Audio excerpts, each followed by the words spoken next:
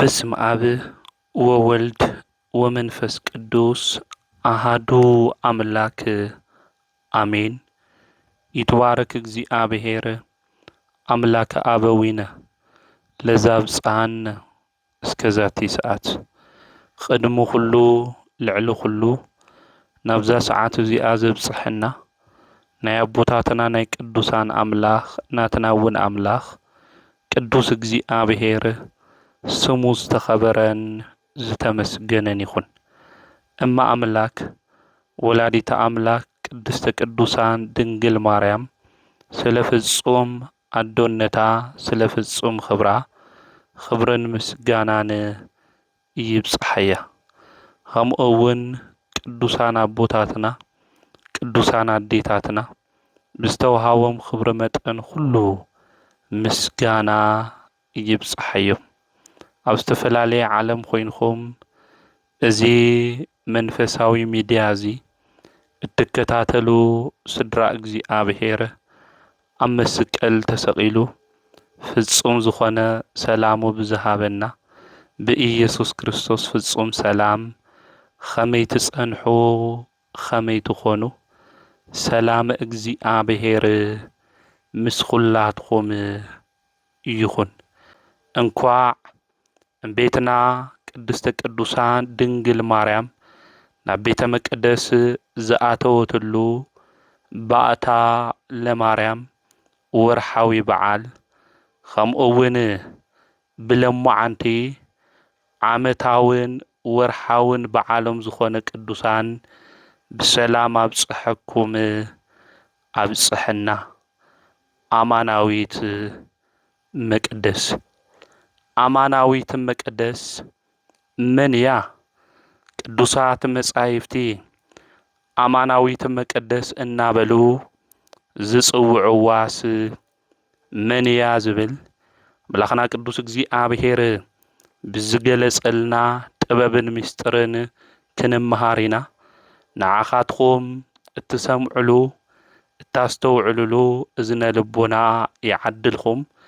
አነ ድማ ሃም አቦታተይ ሐዋርያት ዝናገረሉ መንፈሳዊ ቃልን ጥበብን እግዚአብሔር አምላክ ንክዕድለኒ ቅዱስ ፍቃዱ ይኹንልና። ዝፈረሰ ቅድስተ ቅዱሳን መቅደስ ኩልሻዕ በብዓመቱ እዩ ዝኽፈት። እዚ በብዓመቱ ክኽፈት እንተሎ ድማ ብሸውዓይ ወርሒ ብጥቅምቲ 10 ጥራሕ ዝኽፈት እዩ። ግዚያዊ ናይ ስጋ ስርየት ኃጢአት ዝርከበሉ መቅደስ እዩ ነይሩ። ዝስዋዓሉ ድማ ናይ እንስሳት ደም እዩ። ዕጣን እውን ይዕጠነሉ እዩ። እዚ አገልግሎት እዚ ተተፈጸመሉ እኳ ነፍሳት ካብ ሲኦል ከውፅእ ዝኽእል ሊቀ ካህናት ግን ኣይተረኸበይ። እዛ አማናዊት መቅደስ እዚኣ ግን ብዕለተ ሰንበት ካብ ዝተፈጠሩ አእማንን ብዕለተ ሰሉስ ካብ ዝተፈጠሩ ዕንጨቲ ብኢድ ሰብ ብጥበብ ሰብ ዘይተሰርሐት ብዓመት ሓደ ግዜ ይኾነይ ንዘለዓለም ብማኅተመ ድንግልና ዝተዓጸወትን ዝተቆለፈትን ብወርቅን ብዕንቁን የኾነን ብቅድስናን ብንጽህና ዘጌጸት ብ5,485 ዓመት ዓለም ኣብ ሊባኖስ እምባታት ካብ አረጋዊ ኢያቄም ከምኡውን ካብ ኣዲኣ ሃና ኃጢአት አመኬላ ዕሾኽ ዘይወግአ ብብጽዓት ዝተወለደት አማናዊት ናይ እግዚአብሔር መቅደስ ድንግል ማርያም እያ። ዛም ቤትና ቅድስተ ቅዱሳን ድንግል ማርያም አማናዊት ናይ እግዚአብሔር ቤተ መቅደስ መልክዕኹ ኩሉ ጽቡቕ እዩ ኣበር እውን የብልኺ እናበለ ሰሎሙን ጠቢቡ ዝዘመረላ ትንቢት ድማ ዝተናገረላ ኣዕንትኺ ከም ርግቢት ዝመስል ኦ ፍትውተይ ጽባቕኽን መልክዕኽን ሰናይ እዩ እናበለ ብውሽጥን ብኣፍኣን መልክዓ ጽቡቕ ምዃኑ ዝመስከረላ እምቤትና ቅድስተ ቅዱሳን ድንግል ማርያም እያ። እዛ እምቤትና ቅድስተ ቅዱሳን ድንግል ማርያም ኢያቄምና ሐና ምስ ወለድዋ ብዓብዪ ሓጎስ ድማ ተሓጒሶም እዮም።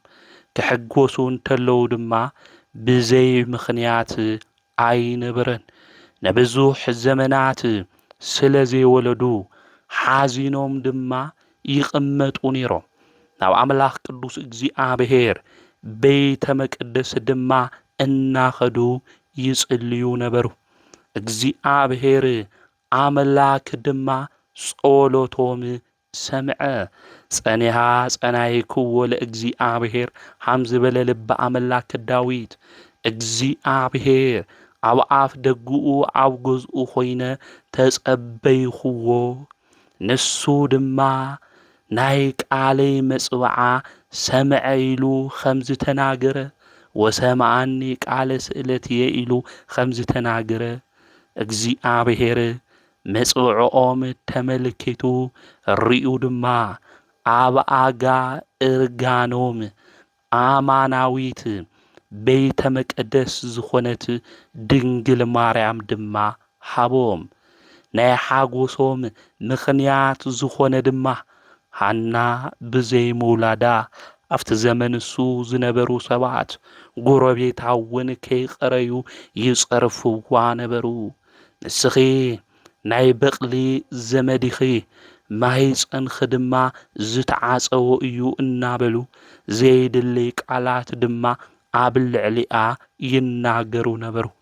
እዚ ናይ ጽርፈት ቃል ዘወገደትሎም ቆልዓ ኣማናዊት መቅደስ እግዚኣብሔር ድማ ድንግል ማርያም ወለዱ። ነብዓቶም ድማ ሓበሰትሎም፣ ጸርፎም ድማ ኣርሐቐትሎም። ዝነቕፍዎም ዝነበሩ ሰባት ድማ ንክሓፍሩ እምቤትና ቅድስተ ቅዱሳን ድንግል ማርያም ብምውላዳ ምኽንያት ኾነ። ስለዚ ወለዳ ብዚ ምኽንያት እዚኦም ንኣምላኾም ቅዱስ እግዚኣብሔር ብሓጎስ ኾይኖም ዘመስግንዎ። እዛ ሕፃን እዚኣ ካብ ጽንሰታ ጀሚሩ ግሩምን ድንቅን እዩ። ንዓለም ኩሉ ምክንያተ ድኂን እትኾን እያ። ኣቐዲሞም እውን ኣብ ሓጎታታ ብሕልሚ ብዝተገለጸሎም መሰረት መበል ሻልሻይ እትውለድ ወርሒ ምዃና እዛ ወርሒ እዚኣ ድማ ፀሓይ ከም ትወልድ ተነጊርዎም ተሓጒሶም ነይሮም እዮም። ድንግል ማርያም እምቤትና ኣቐዲሞም ብራእይ ሪኦም ብምሳሌ ድማ ተመሲልላ ዝተወለደት ትንቢተ ነቢያት ድማ ዝፈጸመት ኣማናዊት ቤተ መቅደስ እያ። ስለዚ ናቦኣን ንኣዲኣን ዝነበረ ጸርፊ ዘወገደት ሓጎስ ድማ ኣብ ገዝኦም ንከመልእ ዝገበረት ኣዶ እያ ድንግል ማርያም። ኣብዚ ዘመን እዚ ሓጎስ ርሒቕና ኣብ ገዛና ብምፍራሕ ውሽጢ ዘለና ብምሕዛን ውሽጢ ዘለና መውሃዘ ፍስሓ ዝኾነት እምቤትና ቅድስተ ቅዱሳን ድንግል ማርያም ናይ ሓጎስ መፍሰሲት ዝኾነት ድንግል ማርያም ናብ ኩልና ገዛ ንክትኣቱ ንኣምላኽና ናይ እግዚኣብሔር ቅዱስ ፍቓድ ይኹነላ። ቤትና ቅድስተ ቅዱሳን ኣማናዊት ቤተ መቅደስ ናይ ኩልና ጸርፊ ናይ ኩልና ውርደት ካብ ልዕሌና ንክውገድ ፀሓይ ጽድቂ ኢየሱስ ክርስቶስ ድማ ንክውለድ ዝገበረት ምክንያተ ድኂን ኣማናዊት መቅደስ እያ። ነቢዩ ኢሳይያስ ኣብዚ ኣብ ትንቢተ ኢሳይያስ ምዕራፍ 64 ቁጥሪ 5 ጽድቅና ከም መርገም ጨርቂ ኾነ ኩልና ድማ ከም ቆጽሊ ረገፍና እናበለ ከምኡውን ተሳሓትና ወድቕና ኢሉ ክናገር እንተሎ ንምልክት ኢና። ዓለም ኩሉ ካብ ልምላሜ ጽድቂ ምኻን ኮይኑ ካብ እግዚአብሔር ጽድቂ ድማ ርሒቁ ኣብቲ ዘመንስቲ ክበጽሕ እንተሎ ዝወድቕና ዘልዕለትና ዝረኸስና ድማ ክንቅደስ ዝገበረትና ምክንያት ድሂን ንሳም ቤትና ቅድስተ ቅዱሳን ድንግል ማርያም እያ። ኩልና ሓዚንና ነርና ኢና። ኩልና ድማ ዘድሕነና መን ይኾን ኢልና ብተስፋ ንጽበይ ነርና።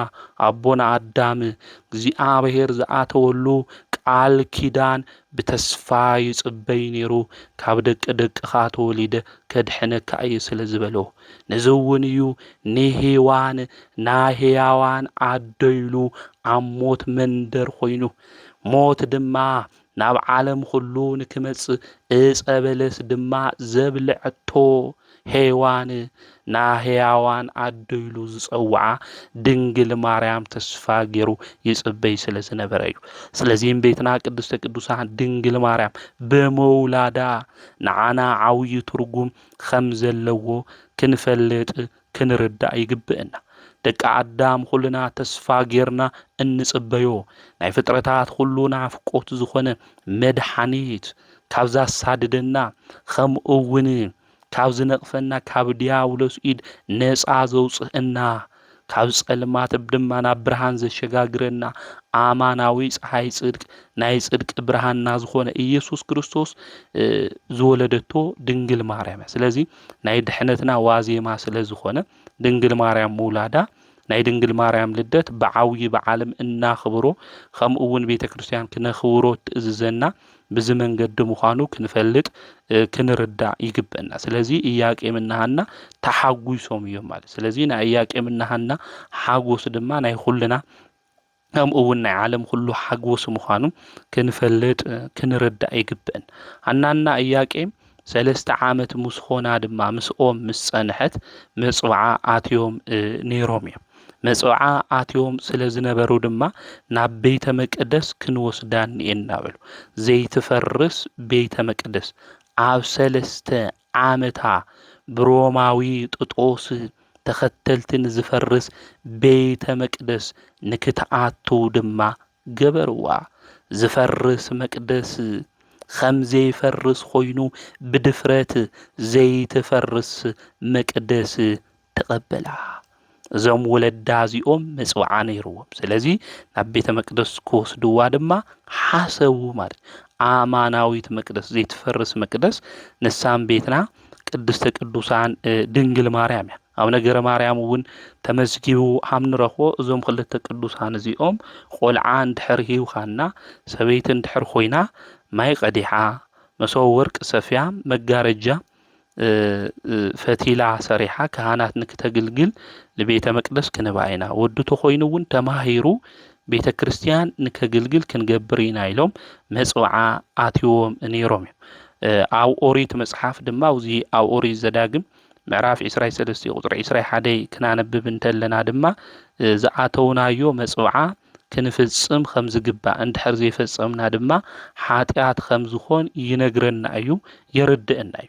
እንዳየናይ ሰባት ኢና መጽዋዕና ኣቲሞ መጽዋዕና ንርስዕ ብዙሓት ሰባት ኢና ለለና ማለት ለይበጽሕ ሞሲልና መጽዋዕና ኣቲሞ ድሓረግ እንታይ ንገብር ተመጽዋዕና እንርስዕ ብዙሓት ሰባት እግዚአብሔር አምላክ ዝነገር ዝንድሕር ጌርካለይስ ከምዝ ክገብር ይልና መጽዋዕና ኣቲሞ መጽዋዓ መስዓተውና ግን እግዚአብሔር አምላክ ምስ ፈጸመልና ተነገር እሱ ምስ ገበረልና ግን መጽዋዕና ንርስዕ ሰባት እንኤና እሞ እቲ መጽዋዓ ክንኣትው እንተለና ከም ዓቕምና ይኮን ልግባእ ግዴታውን እግዚአብሔር ተመጻውዖ ይብለና መጽዋዕና ለይንፍጽም እንድሕር ኮይና ግን ኃጢአት አምልኾንና ቅዱስ መጽሐፍ ይነግረና እዩ ይርድእና እዩ። ስለዚ ኢያቄምና ሐና ድማ አፋ ምግቢ ከይለመደ ከምኡውን ቤተሰብ ከይፈለጠት እናሃለየት መጽዋዕና ክንፍጽም ይግባእ ኢሎም አማናዊ ከምኡውን ዘይትፈርስ መቅደስ ድንግል ማርያም ላብ ቤተ መቅደስ ወይም ላብ ቤተ እግዚአብሔር ክንህባኒ እና ኢሎም በሐሳብ ድማ ተስማዕምዑ። ሐናና ኢያቄም ድማ ናብ ቤተ መቅደስ ኸዱ ኣብቲ ግዜ እሱ ዝነበረ ሊቀ ካህናት ድማ ዘካርያስ እዩ ነይሩ ዘካርያስ ድማ ሁሉ ነገር ነገርዎ ዘካርያስ ድማ ብጣዕሚ ደስ በሎ መጽዋዓ ኣትዩና ኢና ነርና ብመጽዋዓ ኢና እዚኣ ረኺብና እያ ኢሎም ንኡ ምስ ነገርዎ ኸዚ ግን ለእግዚአብሔር ከተግልግል መጽዋዕና እውን ክንፍጽም እኒአና በሉ ኣብዚ ግዜ እዚ ዘካርያስ ካህን ብጣዕሚ ደስ በሎ ማለት እዩ ህፃናት ና እግዚአብሔር ውህብቶ ምዃኖም ኩልና ልቢ ክንብል እዩ ዝግብአና ዝተዓፀወ ማህፀን ዝኸፍት መኻናት ድማ ንክወልዳ ዝገብር እግዚአብሔር እዩ ስለዚ ለኣምላኽና ለቅዱስ እግዚአብሔር መብዛሕቲና መጽዋዕና እናኣተወታ እዩ ዕጣን ከምጽእልኻ ጥዋፍ ከምጽእልኻ ዝተፈላለዩ ነዋያተ ቅዱሳን ክነምጽእ ኢልና ኢና መጽዋዓ ንኣቲ ነገር ግን ደቅና ንእግዚአብሔር ንምሃብ መጽዋዓ የንኣቱ እዚ ሃሜ ማለት እዩ ለቤተ እግዚአብሔር ንከግልግሉ ኣብ ቤተ እግዚአብሔር ድማ ብዝማሬ ብስብከት ብዲቁና ብቅስና ማዕረግ እግዚአብሔር ንከግልግሉ ለነብርክት ብዙሓት ሰባት እኒአና ኢና ማለት ስለዚ ናይ እግዚአብሔር ቤተ መቅደስ ለግልግሉ ልክኾኑ ናብ እግዚአብሔር ቤተ መቅደስ ውሽጥ ድማ በአገልግሎት ቅድስና ንክጓዓዙ ለአምላኽና ቅዱስ እግዚአብሔር ደቅና ታይ ክንገብር ይግብአና ማለት እዩ ንክመሃሩ ላብ ቤተ ክርስቲያን ክነምጽኦም ይግብአና ናብ ቤትና ቅድስተ ቅዱሳን ድንግል ማርያም ወለዳ ድማ ብለኣተውዎ መጽዋዓ ላብ ቤተ መቅደስ ሒዞማ መጽኦም እሳ ጥራሕ ያጓሉ خالي يولم دق يولم ነገር ግን መጽዋዓ አትዮም ስለልነውር ልተናገርዎ ቃል ስለልነበረ ክፍጽሙ ምእንቲ ላብ ቤተ መቅደስ ድማ ሒዞማ መጽኦም እዮም ነብዩ ሳሙኤል እውን ነስታውስ ኢና ኣብ ቤተ መቅደስ እዩ ዓውዩ ማለት እዩ ነብዩ ሳሙኤል ዝንኡ ካብ ዳን እስከ ቤርሳቤ ዝገነነ እዩ ነይሩ ቤትና ቅድስተ ቅዱሳን ድንግል ማርያም እውን ኸብራ ካብ ቅዱሳን ሁሉ ዝበልጽ ግን ለእግዚአብሔር ብውህብቶ መልክዑ ዝተዋሃቡ እዮም ማለት እዩ ንሕና እውን አምላኽና ቅዱስ እግዚአብሔር ብዙሕ ነገር ክገብረልና እንተሎ ንቤተ ክርስቲያን አገልግሎት ምእንቲ ከግልግሉ ገንዘብና መባእና ጥራሕ ሊሆነስ ደቅና እውን ንክመሃሩ ላብ ቤተ ክርስቲያን አገልግሎት ልክመጹ መጽዋዓ ክነኣቱ ይግብአና ማለት እዩ ኣብዚ ግዜ እዚ ደቅና ናይ ቤተ ክርስቲያን አገልግልቲ ክኾኑ የንደሊ ብሳይንስ ዓለም ጥራሕ ተማሂሮም ዶክተር ኢንጂነር ጥራሕ ክኾኑ እምበይ ዲያቆን ካህን ክኾኑ የንደሊ ማለት እዩ ነገር ግን እግዚአብሔር እንድሕር ሂብና ኮይኑ ለአምላኽና ቅዱስ እግዚአብሔር አገልግሎት ልከግልግሉ ካፍቲ ገንዘብና ብዝሓለፈ ላብ አገልግሎት ልመጽሉ ትምህርት ልክመሃሩ ላብ ቤተ ክርስቲያን ክነምጽኦም ይግብአና እዚ ሊቀ ካህናት ድማ ለምቤትና ለቅድስተ ቅዱሳን ድንግል ማርያም ድማ ተቀበላ ኣብዚ ግዜ እዚ ብጣዕሚ ተሓሳሲው ዝነበረ ነገር እንታይ እዩ ናይ ቤትና ናይ ድንግል ማርያም ናይ ምግባ ነገር ኣብዚ ግዜ እዚ ኣተሓሳሲውዎ ነይሩ ማለት ናይ ምግባ ነገር ኣብዚ ኣተሓሳሲውዎ ስለ ዝነበረ ድማ ደወል ደው ኢሉ ቶም ህዝቢ ከምኡ እውን ካህናት ንክእከቡ ድማ ኣብዚ ግዜ እዚ ገበረ ምስተኣከቡ ድማ ናይ ምግባ ነገር ታይ ክንገብርኒ እናይሉ ጸዊዑ ከማኽሮም እንተሎ መጋቤ ህብስት ሊቀ መላእክት ቅዱስ ፋኑኤል በአምላክ ጥበብ ወይም ግብር አምላካዊ ዝተዳለወ ሰማያዊ ህብስት ሰማያዊ ጽዋ ሒዙ ተራአዮ ማለት እቲ ሊቀ ካህናት እቲ ሊቀ ካህናት ድማ ለአይሉ ኾኒሉ ናብኡ ክኸድ እንተሎ ላፍቲ መልአክ ድማ ካብኡ ረሓቐ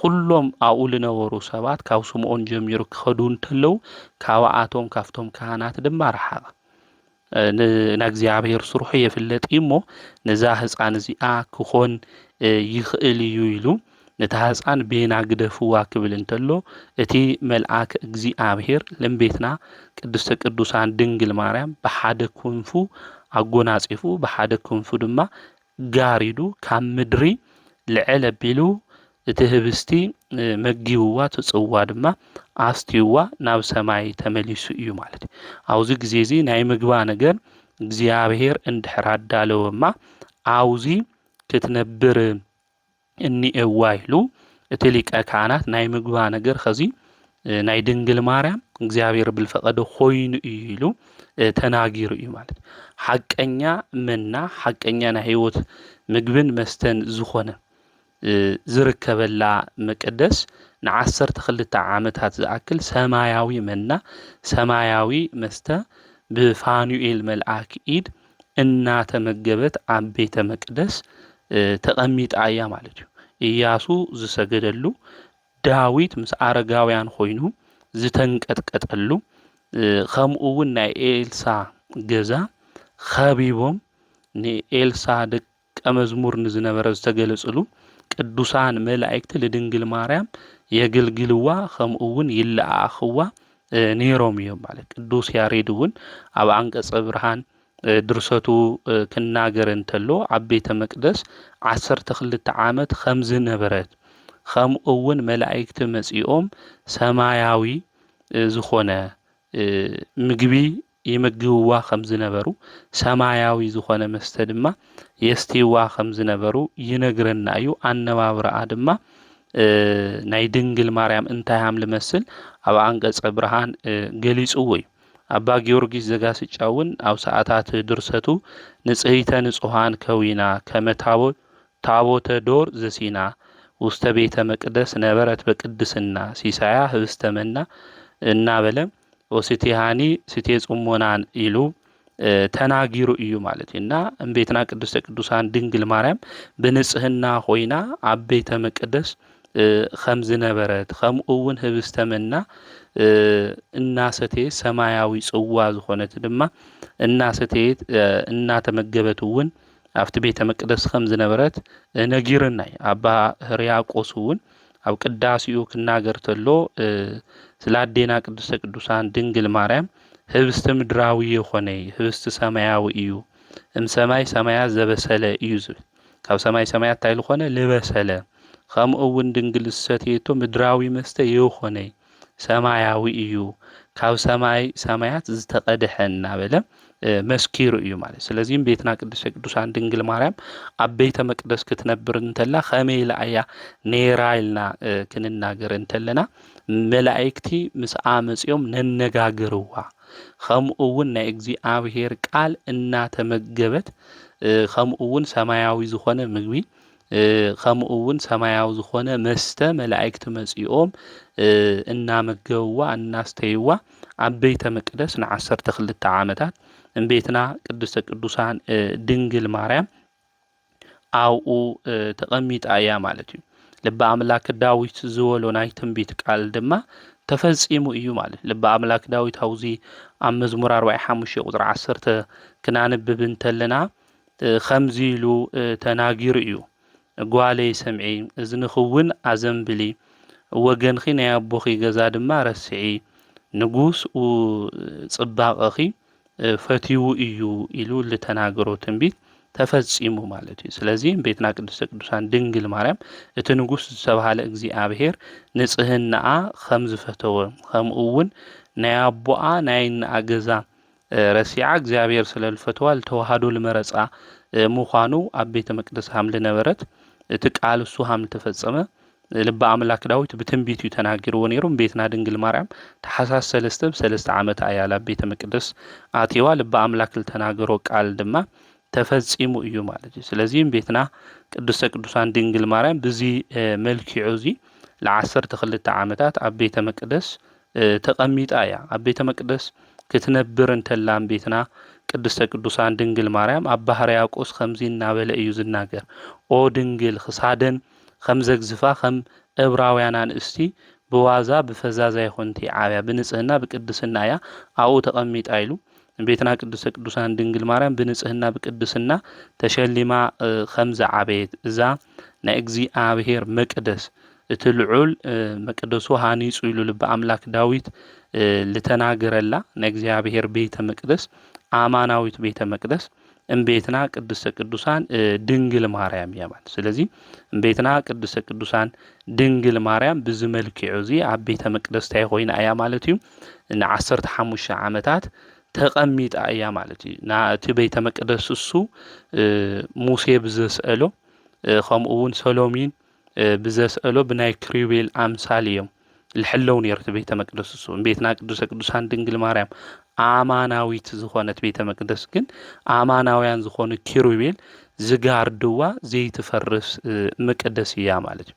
እዛ ዘይትፈርስ መቅደስ እዚኣ ታሕሳስ 3 ላብ ቤተ መቅደስ እንታይ ኮይና ኣትዋ እያ ማለት ላብ ቤተ መቅደስ ኣትዋ እያ። ስለዚ ቤተ ክርስቲያን ዕለት 3 ክኾን እንተሎ በኣታ ለማርያም ኢላ እታኽብሮ ቤትና ቅዱሰ ቅዱሳን ድንግል ማርያም ዘይትፈርስ ኣማናዊት ዝኾነት ናይ እግዚኣብሔር መቅደስ ላብ ቤተ መቅደስ ለኣተወትሉ ግዜ ምዃኑ ብዚ መልክዕ እዚ ተምህረና እያ ተነግረና እያ። ኤራቅሊስ ዝተባሃለ ቅዱስ ኣብ ሃይማኖት ኣበው ክናገር እንተሎ እግዚኣብሔር ዘገልግለላ መቅደስ ከመይ ዝበለት እያ ከመይ ትደንቕ ከመይ ትረቅቕ እናበለ ኣብ ሃይማኖት ኣበው ጽሒፉ እዩ ማለት። ስለዚ ኦ መቅደስ ዘኮነ ባቲ እግዚኣብሔር ካህነ ኢሉ ይናገር እዩ ማለት እዩ። ስለዚ እግዚኣብሔር ዘገልገለላ መቅደስ መንያ ተይልና ቤትና ቅዱሰ ቅዱሳን ድንግል ማርያም እያ። እዛ መቅደስ እዚኣ ኢና ቤትና ቅዱሰ ቅዱሳን ድንግል ማርያም ብዚ ዕለት እዚ ኩሉ ሸዓለ 3 ትኾን ተሎ በዓላ እናኽብረላ ማለት እዩ። ናይ ቤትና ናይ ቅዱሰ ቅዱሳን ድንግል ማርያም ፍቕራ በረከታ ረድኤታ ምስ ኩልና ህዝበ ክርስቲያን ይኹን። ቤትና ቅዱሰ ቅዱሳን ድንግል ማርያም ላብ ቤተ መቅደስ ኣማናዊት ቤተ መቅደስ ኣትዋ ክንብል እንተለና ንሕና ድማ ናምን ቤተ መቅደስ ኢና ና እግዚኣብሔር ቤተ መቅደስ ኢና። ንሕና ብኸመይ መንገዲ ኢና ና እግዚኣብሔር ቤተ መቅደስ እንድሕር ኢልና ብደሙ ዝተሃነጽና መቅደስ ኢና። እዚ መቅደስ እዚ እግዚኣብሔር ኣቐዲሙ ብኣርኣይኡ ብኣምሳሉ ዝሃነጾ ብእግዚአብሔር መልክዕና ቅርጺ ዝተሰርሐ ናይ ማንም ኢድ ዘይተጣወ ሕያው መቅደስ እዩ ነይሩ። ነገር ግን ብጸላኢ ዲያብሎስ ተንኮል ብዝተሰርሐ ስራሕ ብ7 ዓመቱ ብድንገት ፈሪሱ ን5500 ዘመናት ናይ ኣጋንንቲ መሕደሪ ዑና ቦታ ኮይኑ ጸኒሑ እዩ። ድሓር ሕያው ዝኾነ ወልደ እግዚአብሔር ኢየሱስ ክርስቶስ ኣብ ቀራንዮ ደሙ ኣፍሲሱ ብዝፈሰሰ ደሙ እቲ ዝነበረ ኃጢአትና አውጊዱ መቅደስ ዝተባሃለ ሰብ ሓጺኡ ብወርቁ ደም ድማ ተበዥውና ናይ በዓሉ ቤተ መቅደስ ጌርና እዩ። ነዚ ቅዱስ ጳውሎስ ስጋኹም ካብ እግዚአብሔር ዝተቀበልኹሞ ባባኹም ዝነብር ናይ መንፈስ ቅዱስ ቤተ መቅደስ ከም ዝኾነ ይትፈልጡ ኢዲኹም ብዋጋ ተገዚኢኹም ኢኹም ና በዓልኹም ይኾንኹም። ስለዚ ኣብ ስጋኹም እግዚአብሔር ክቡር ኢሉ ኣብ ቀዳማይ ቆሮንጦስ ምዕራፍ 6 ቁጥሪ 19 ዝነግረና ነዚ እዩ ማለት። ስለዚ ንሕና ናህያው ናይ እግዚአብሔር ብደሙ ድማ ዝተገዛና ሕያውያን ኣብያተ መቅደስ ምዃንና ክንፈልጥ ክንርዳእ ይግብአና ማለት። ስለዚ ንሕና እግዚአብሔር ብደሙ ልገዘአና ናይ እግዚአብሔር ቤተ መቅደስ ናይ እግዚአብሔር ምሕደር ኢና ማለት። ስለዚ ካብ ኃጢአት ወፂና ኣምላኽና ቅዱስ እግዚአብሔር ብሰውነትና እንታይ ክንገብሮ ይግብአና ከነኽብሮ ይግብአና። እዚ ቅዱስ ጴጥሮስ ኣብ ቀዳማይ ቆሮንጦስ ምዕራፍ 3 ቁጥሪ 16 እውን ክናገር እንተሎ ንስኻትኩም ናይ እግዚአብሔር ቤተ መቅደስ ኾንኹም እናበል ናይ እግዚአብሔር ምሕደር ኢኹም። ስለዚ እዚ ቤተ መቅደስ እዚ ማንም ከፍርሶ ኣይግባእ ምክንያቱ ናይ እግዚአብሔር ስለዝኾነ ተፍሪስናዮ እውን እቲ ናይ ቤተ መቅደስ በዓል ዋና ዝኾነ ብደሙ ድማ ዝገዝኦ ከም ዘፍርሰና ይነግረና እዩ የርደአና እዩ። ስለዚ ንስኻትኩም ናይ እግዚአብሔር ቤተ መቅደስ ኢኹም እናበለ ደጋጊሙ ዝነግረና ንዚ እዩ። ስለዚ ንሕና ናይ እግዚአብሔር ቤተ መቅደስ ምዃንና ክንፈልጥ ይግብአን። ናይ እግዚአብሔር ቤተ መቅደስ እንኾን ግን ብምንታይ እዩ ተተባሂሉ ከም ቃሉ ክንነብር እንተለና ከዚ ከም ቃሉ ዲና ንነብር ኣለና። ቃሉ ሃም ልብለና መጻሕፍቲ ሃም ልብሉና ዲና ንነብር ኣለና።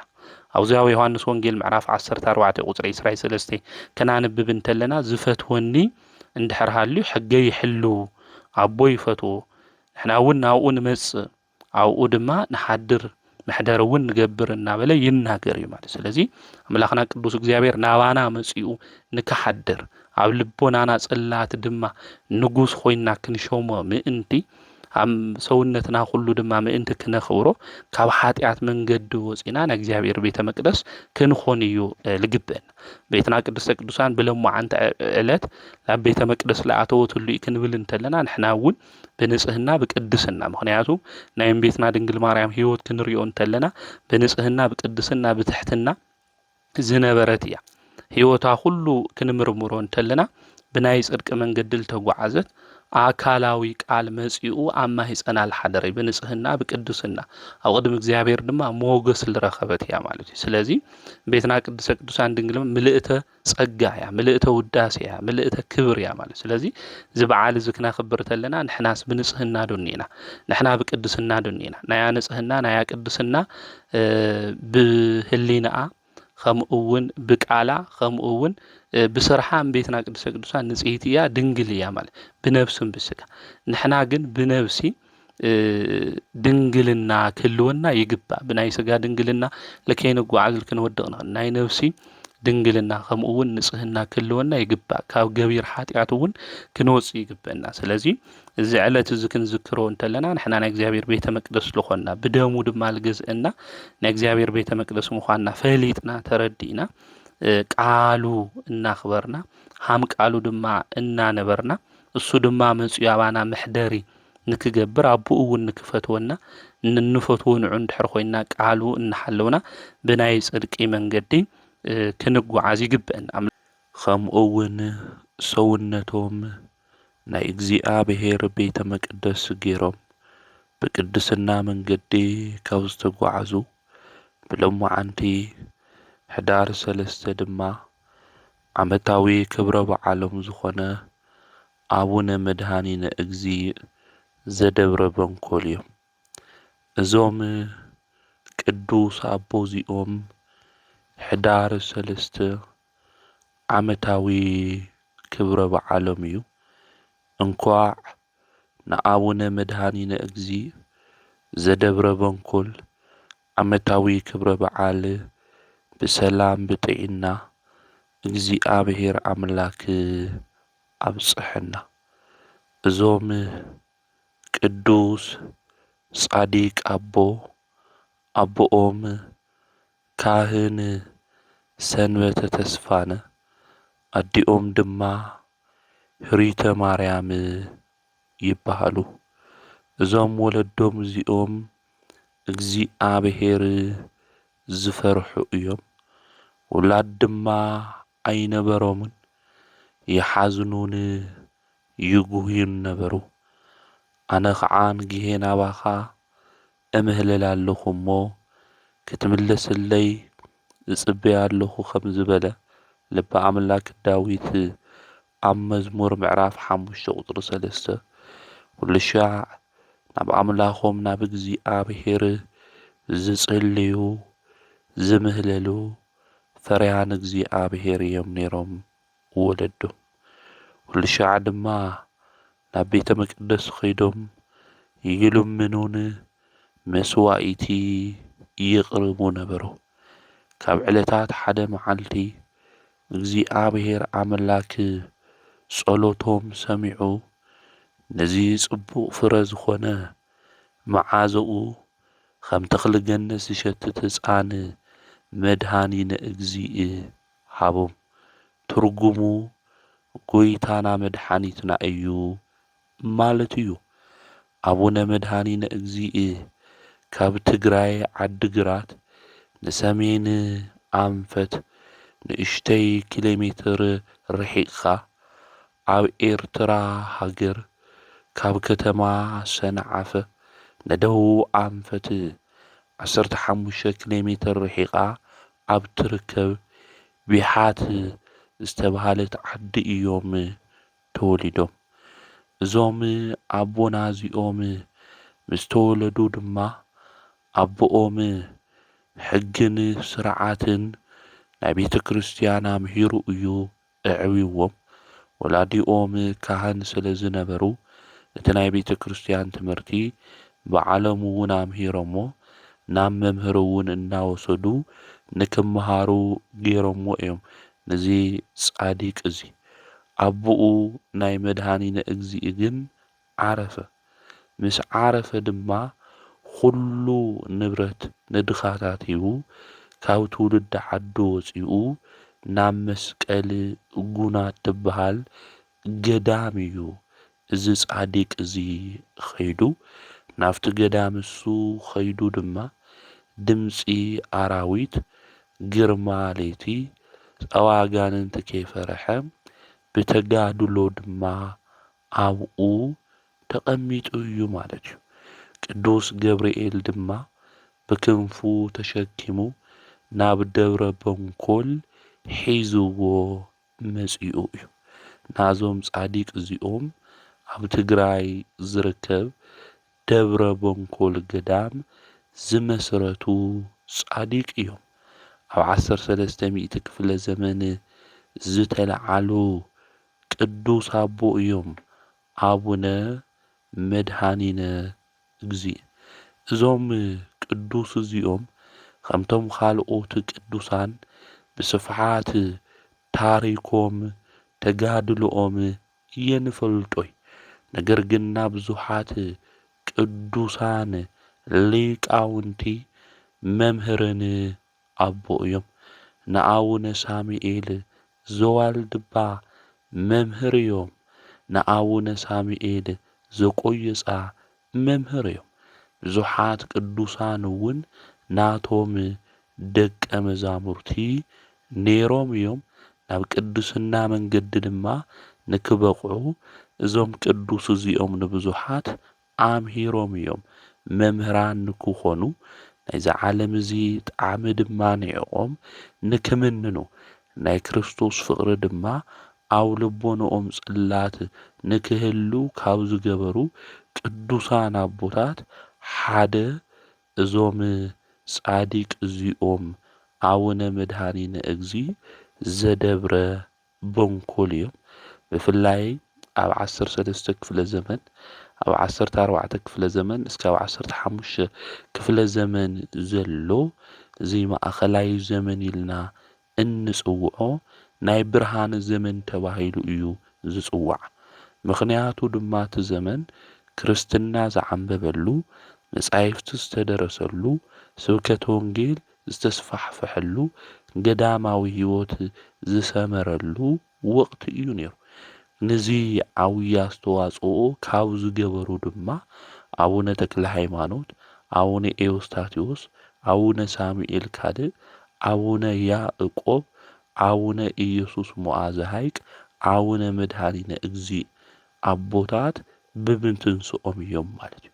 ብተወሳኺ እውን 12 ንውራን እድ 7 ከዋኽብቲ 47 ከዋኽብቲ 5 ከዋኽብቲ ዝበሃሉ ኣቦታት እውን ነይሮም እዮም። ነዚ ናይ ብርሃን ዘመን እዚ እውን ዓብይ ኣስተዋጽኦ ገይሮም እዮም። እቶም 7 ከምኡ እውን 47 ከዋኽብቲ ዝተባሃሉ መምህሮም እዚ ቅዱስ እዚ ኣቡነ መድኃኒነ እግዚእ እዩ። ወላዲ ኣእላፍ ቅዱሳን ተባሂሉ እውን ይጽዋዕ እዩ እዚ ቅዱስ እዚ ማለት እዩ። ምኽንያቱ ንኣቡነ ሳሙኤል ዘዋልድባ፣ ንኣቡነ ሳሙኤል ዘጣሬጣ፣ ንኣቡነ ሳሙኤል ዘቆየጻ ዝበሃሉ ሰለስቲኦም ኣቦታት ሳሙኤል ኢልና እንጽውዖም መምህሮም እዚ ቅዱስ ኣቦ እዚ ስለ ዝኾነ እዩ። ንብዙሓት ቅዱሳን እውን ኣኪቡ ኣምሂሩ ኣመንኪሱ መሪቑ ሰዲድዎም እዩ። ከምኡ እውን ወንጌል ንከምህሩ ብርሃን ዝኾነ ወንጌል እውን ንክናገሩ ዝገበሩ ዝገሰጹ ኣቦ እዮም እዞም ቅዱስ እዚኦም ማለት እዩ። ከምኡ እውን ዓብይ ጻዲቅ፣ ከምኡ እውን ሰባኪ ወንጌል እንብሎ ኣባ ዓብይ እግዚእ እውን ናይዞም ጻዲቅ እዚኦም ደቀ መዝሙር እዮም ነይሮም ማለት እዩ።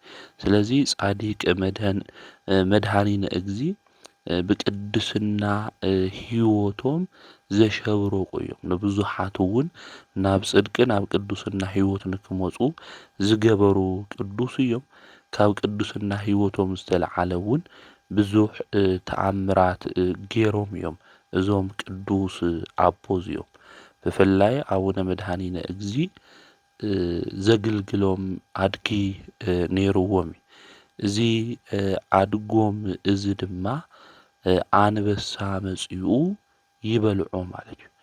ኣብዚ ግዜ እዚ ፍርቂ ኣካሉ ናቲ ኣድጊ በሊዕዎ እቲ ዘግልግሎም ዝነበረ ኣድጊ ሞይቱ ኣቡነ መድኃኒነ እግዚእ ንምንታይ እዩ ከምዚ ኮይኑ ኢሎም ናብ እግዚኣብሔር ጸሎት ገይሮም እዮም።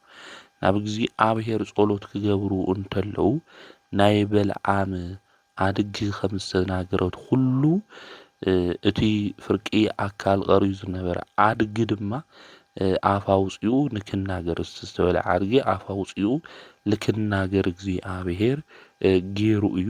እቲ ዝበልዐ ኣንበሳ እውን መጺኡ ሰጊድሎም ኣድጊ በሊዕኻ ኢኻ ድሕሪ ገዲም ድማ ንዓይ እንታይ ክትገብር ኢኻ ክተግልግለኒ ኢኻ ኢሎሞ እዮም እዞም ቅዱስ እዚኦም። እቲ ኣንበሳ እውን ን7 ዓመት ሙሉ ንዞም ጻዲቅ እዚኦም ተገዚኡ ንዞም ጻዲቅ እዚኦም እውን ኣገልጊልዎም እዩ ማለት እዩ።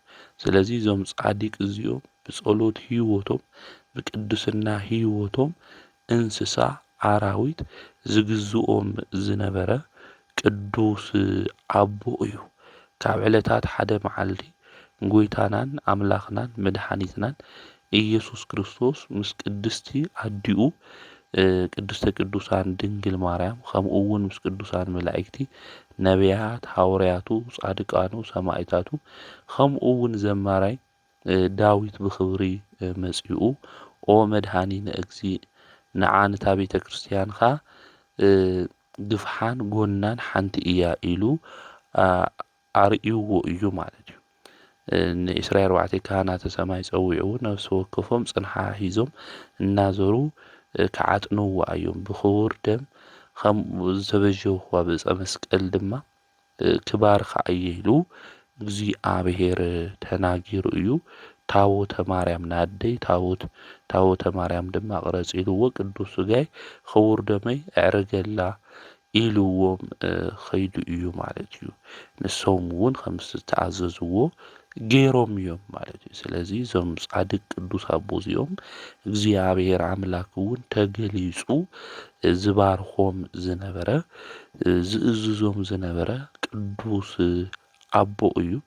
ብዘመኑ ኩሉ እውን ዝተዋእሱ ሰባት ዝዓርቕ ዝነበረ ከምኡ እውን ንዝሓመሙ ሰባት ንክፍወሱ ዝገብር ዝነበረ ኣቦ እዩ። ንኣራዊት እውን ገዚቱ እዩ። ኣብ ሕቓ ኣንበሳ እውን ንብረቱ ጽዒኑ እዩ። ብዙሕ ተጋድሎታት ብዙሕ ተኣምራት እውን እዚ ቅዱስ ኣቦ እዚ ፈጺሙ እዩ። ሕዳር 3 ምስ በጽሐ ኣምላኽና ቅዱስ እግዚኣብሔር ተገሊጹ ናብኡ እውን መጺኡ ሽምኻ ንዝጸውዐ ዝኽርኻ ንዝገበረ ቤተ ክርስቲያንኻ ድማ ንዝተሳለመ ክምሕረልካ እየ ኢልዎ እዩ። መቃብረይ እውን ባርከለ ኢሎም እዞም ቅዱስ እዚኦም ተናጊሮም ስለ ዝነበሩ መቃብርኻ ክባርከልካ እየ ደቅኻ እውን ክቅድሰልካ እየ ኢልዎ እዩ። እግዚኣብሔር ቃል ኪዳን እውን ኣትይወሉ ኣቡነ መድኃኒነ እግዚእ ኣብ 180 ዕድመኦም ሕዳር 3 ካብዛ ሓላፊት ዓለም እዚኣ ብሰላም ዓሪፎም እዮም። ቅዱሳን መላእክቲ ምስ ቅድስቲ ኣዲኡ ከምኡ እውን ምስ እንጦንስን መቃርስን ብዝማሬ ብዕልልታ ነብሱ ናይ መድኃኒነ እግዚእ ተቐቢሎማ እዮም ናብ ሰማያዊት ኢየሩሳሌም እውን እህትዎማ እዮም ማለት እዩ። ስለዚ እዞም ቅዱስ ኣቦ እዚኦም ብኸምዚ ተጋድሎ እዚ ዝሓለፉ እዮም። ደቆም ድማ ብሓዘን ብንብዓት ኣብዛ ደብረ ቦንኮል ቀቢሮሞ እዮም ማለት እዩ።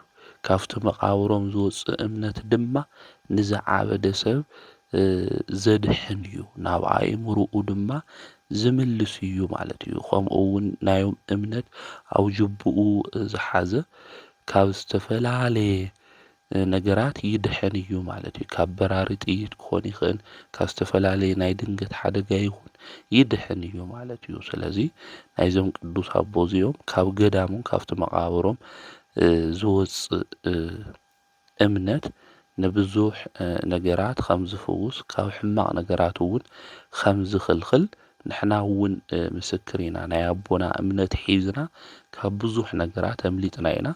ብዙሓት እውን ክምስክሩ እንተለዉ ኣብ ሂወቶም እውን ዝተኣምር ዝክግበር እንተሎ ንምልከት ኢና ንርኢ ኢና። ከምኡ እውን ተዋሃቦም ቃል ኪዳን እዩ ማለት እዩ። መቃብረይውን ባርከለይ ኢሎሞ እግዚአብሔርን ባሪኹሎም ደቀይ ቀድሰለይሉ እቲ ጻዲቅ እግዚአብሔርን ቀዲስሎም እዩ ማለት። ስለዚ ወላዲ አእላፍ ቅዱሳን ዝኾኑ እዞም አቦና እዚኦም ብሎም መዓንቲ ሕዳር 3 በዓለ ዕረፍቶም እዩ ማለት እዩ።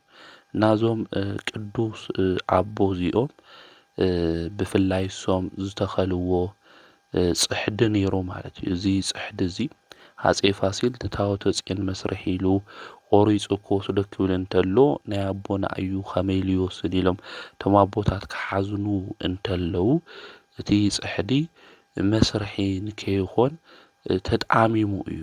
ከምኡ እውን ወይራ ኮይኑ እዩ ትቆጽለ ማለት እዩና ምስ ዓረፉ እውን እዞም አቦ እዚኦም ብከምዚ ዓይነት ተአምር ከም ዝገበሩ ናይቲ ገዳማ ውለሎ ዓበይቲ አእዋም ዓብይ ምስክር እዮም ማለት እዩ።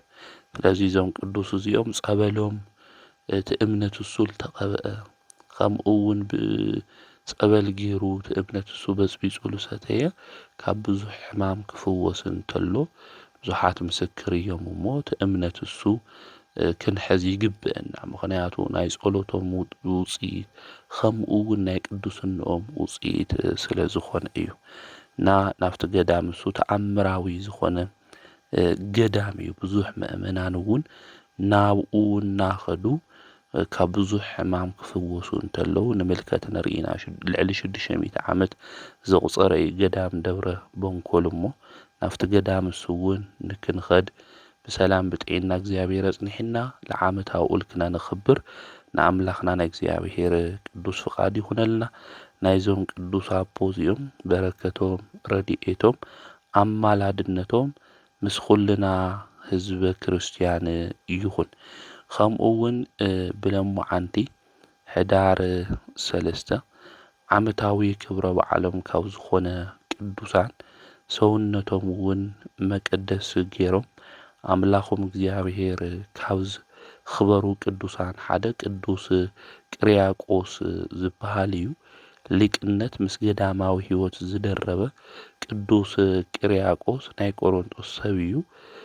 ጥዑመ ቃል አንደበቱ ዝጠዓመ ተባሂሉ እውን ዝጽዋዕ እዩ። ገና ኣብ ንእስነቱ ኣብ ቤተ ክርስቲያን ውሽጢ ከንብብ ከሎ ካብ ናይ አንደበቱ ጣዕሚ ዝተልዓለ ካብ ጳጳስ እስካብ ህዝቢ ተደሚሞም የድምጽዎ ነይሮም። ኣብ ጉብዝና ዕድምኡ ድማ ነዛ ዓለም እዚኣ ጣዕማ ኒዕቁ ካብ ቆሮንጦስ ናብ ኢየሩሳሌም ኣትዩ። ቀጺሉ እውን ናይ ፍልስጤም ተጓዒዙ ዓብይ አቦ ዝነበረ ሮማኖስ ወዲ ወይ ከዓ ደቀ መዝሙር ኮይኑ መንኩሱ እዩ። ኣብቲ ገዳም ንሱ እውን ብዙሕ ዘመናት ክነብር ክኢሉ እዩ። ብዙሕ ተአምራት እውን እዚ ቅዱስ እዚ ሰሪሑ እዩ።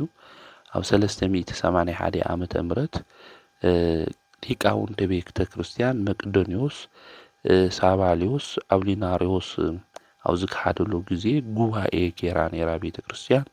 ዓለም ለኸ ጉባኤ ኢልና ካብ ንቕበሎም 3 ሓደ ጉባኤ ቆስጥንጢንያ እዩ። ካብቶም ሊቃውንቲ ንሶም ድማ ሓደ እዚ ቅዱስ ቅርያቆስ እዩ ማለት እዩ። ናብቲ ጉባኤ ንሱ እውን ኸይዱ እዩ። ናይ ኢየሩሳሌም ሊቀ ጳጳሳት ፓትርያርክ ዝነበረ ቅዱስ ቄርሎስ ምስኡ ናብኡ ኸይዱ ጉባኤ እውን አቦታት ሰሪሖም መናፍቃን ረቲዖም ሃይማኖቶም እውን አጽኒዖም እዮም። ስርዓት እውን ሰሪሖም ተመሊሶም እዮም። ካብኣቶም ሓደ እዚ ቅዱስ እዚ ቅርያቆስ ምዃኑ ቤተ ክርስቲያን ተምህረና ከምኡ እውን ትነግረና እያ። እዚ ቅዱስ አቦ እዚ ኣብ ዝተረፈ ዘመኑ ሁሉ ብቅዱስና ነቢሩ ብዛ ዕለት እዚኣ ሕዳር 3 ድማ ዓሪፉ እዩ ማለት እዩ። ነዚ ቅዱስ አቦ እዚ በረከቱ ጸሎቱ አማላድነቱ ምስ ኩልና ህዝበ ክርስቲያን ይኹን። ንሕና እውን ብህይወት ዘመንና ሁሉ መቅደስ ሰውነትና ብንጽህና ብቅዱስና ሓሊውና አምላኽና ቅዱስ እግዚአብሔር ዝነግሰሉ ህይወት ልክህልየና ናቱ ንአምላኽና ናይ እግዚአብሔር ቅዱስ ፍቃድ ይኹንልና። ዘምህረና ዝገስጸና ናይ አቦታትና አምላክ ቅዱስ እግዚአብሔር ስሙ ዝተኸበረን ዝተመስገነን ይኹን። ወስብሐት ለእግዚአብሔር ወወላዲቱ ድንግል ወለመስቀሉ ክቡር።